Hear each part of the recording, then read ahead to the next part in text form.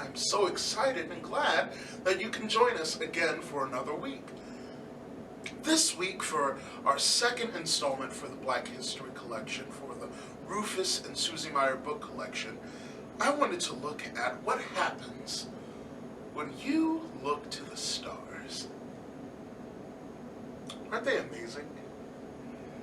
Well, one individual this week was really inspired by them, and she soared to great heights. So let's take a look at this week's Hidden Figure.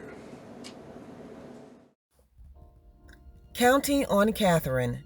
How Katherine Johnson saved Apollo 13. As read by Nikki Graham. Katherine loved to count. She counted the steps to the road, the steps up to church, the number of dishes and spoons she washed in the bright white sink. The only thing she didn't count were the stars in the sky. Only a fool, she thought, would try that. Even so, the stars sparked her imagination. What was out there?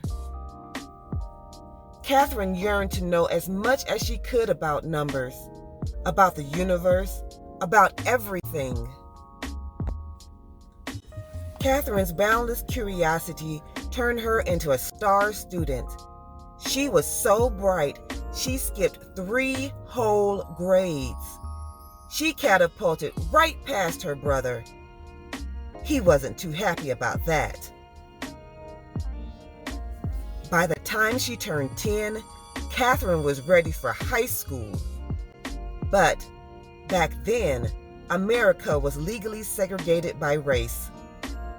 Her town's high school didn't admit black students of any age. Katherine burned with fury. She wanted, more than anything, to keep learning. There was still so much to know. "Count on me," Katherine's father told her. By working night and day, he earned enough money to move the family to a town with a black high school. Katherine loved high school. She was good at every subject, but math was still her favorite. She dreamed of becoming a research mathematician, making discoveries about the number patterns that are the foundations of our universe. In those days, though, there were no jobs as research mathematicians for women. Professions most available to them were teaching and nursing. So Katherine became an elementary school teacher. She liked her job, and she loved her students, but she never stopped dreaming about exploring numbers. In the 1950s, the U.S. government's National Advisory Committee on Aeronautics, NACA, hired thousands of new employees. It even started hiring black women as mathematicians. Katherine heard about the mathematician jobs. Her heart raced with excitement. Perhaps her dream could come true after all. But when she applied for one of the positions, she was told they were already filled. Katherine had to wait a whole year until new spots opened up. Her patience paid off. She got the job. A few years later, the Soviet Union sent a rocket ship into space, launching a space race with the United States. NACA was rolled into a new space agency, the National Aeronautics and Space Administration, NASA. Katherine now found herself at the heart of America's space program. She worked as a computer. Electronic computers were not widely used yet, calculating long series of numbers. All the computers were women. They were given the tasks that men thought were boring and unimportant. That didn't bother Katherine. She knew that without her contributions, a spaceship couldn't reach its destination nor safely return to Earth. Here's why. Sending a rocket ship into space is like throwing a ball into the air.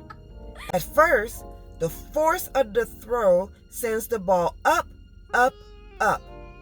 But as its energy runs out, the ball's path curves back towards the ground. Where it lands depends on what angle it was thrown and how high and how fast it flew. Because math is a kind of language, Katherine could ask those questions. How high would the rocket ship go, and how fast would it travel, using numbers? And numbers will provide the all-important answer, where would it land? To find out, Katherine plotted the numbers she calculated on a graph. When she joined the points together, they formed a curved line. At one end of that line was Earth at the time the rocket ship launched. At the other was where Earth would be when the ship landed. Katherine's reputation for accuracy and strong leadership skills, she was known for asking plenty of questions, got her promoted to Project Mercury, a new program designed to send the first American astronauts into space. Mercury's missions were going to be dangerous, so dangerous that even the project's star astronaut, John Glenn, refused to fly unless Katherine okayed the numbers. "You can count on me," she said. Glenn's spacecraft, Friendship 7, orbited Earth 3 times and returned home safely. Glenn became a national hero. Katherine was promoted again. Now she was asked to calculate the flight paths for Project Apollo, the first flights to the moon. "Count on me," she said. On July 20th, 1969, the Apollo 11 astronauts walked on the moon. Their feat was celebrated around the world. More triumphs followed. Apollo 12 rocketed to the moon in November 1969. Apollo 13 launched on April 11, 1970. But on the third day of Apollo 13's flight, the worst thing happened: an explosion in space. Could the crippled spaceship make it to the moon? And if it didn't, would it be able to get back home to Earth? The 3 astronauts on board were in grave peril. Commander Jim Lovell told Mission Control, "Houston, we've had a problem." Back on Earth, Katherine Johnson got a phone call. Her flight path calculations would have to be done all over again, and perfectly. It would be the toughest challenge of her life. Katherine told Mission Control, "You can count on me." She rolled up her sleeves, took a deep breath,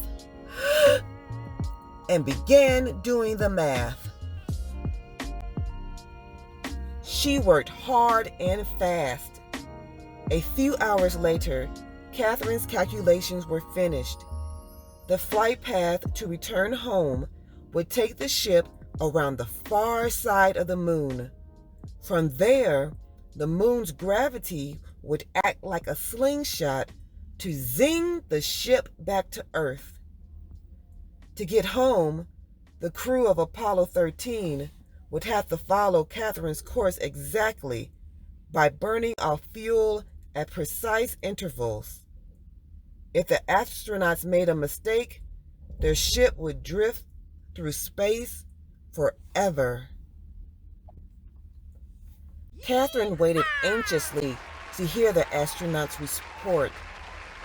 Finally, it crackled over the loudspeakers. "We've got it." Apollo 13 was back on track. Katherine Johnson had done it. She'd brought Apollo 13 home.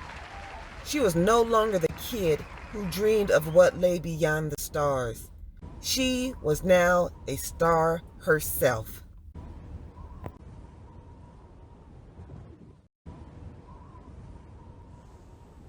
The end.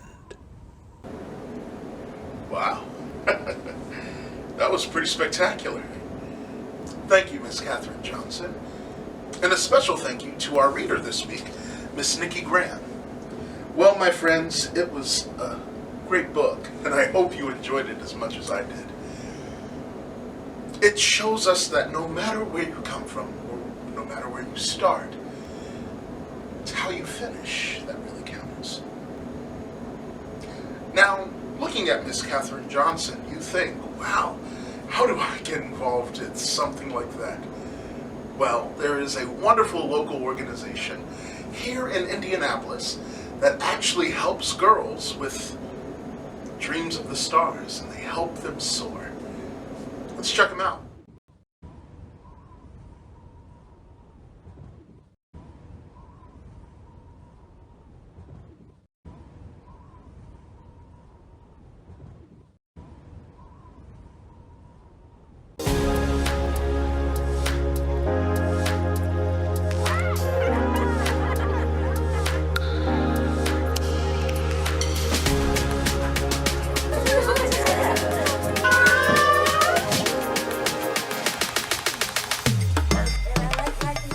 My name is Crystal Morton. I'm an associate professor of math education here at IUPUI, and I'm founder and director of Girls STEM Institute.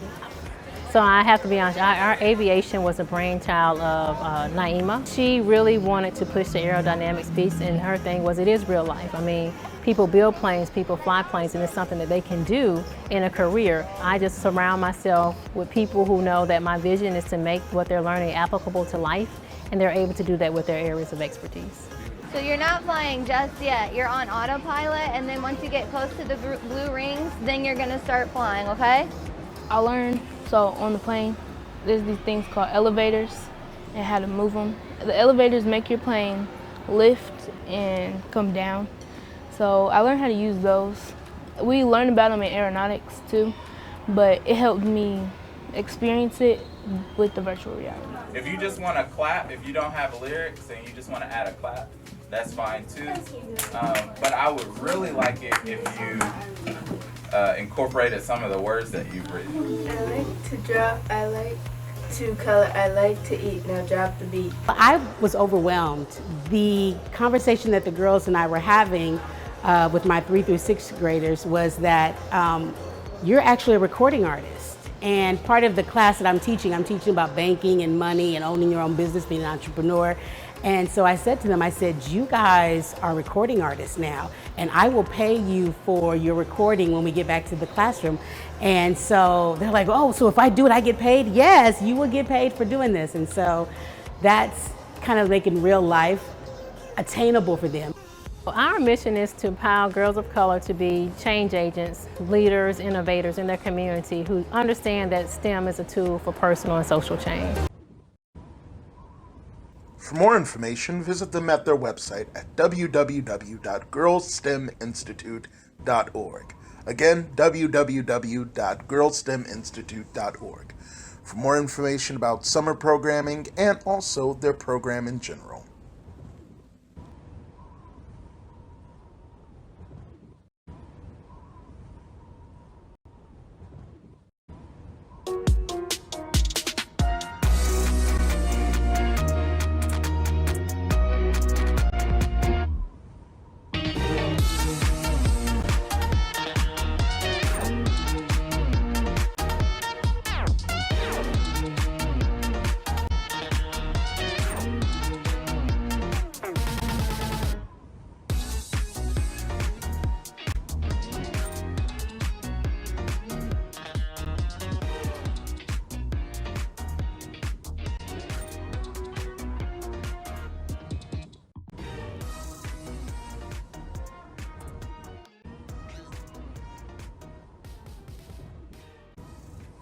This video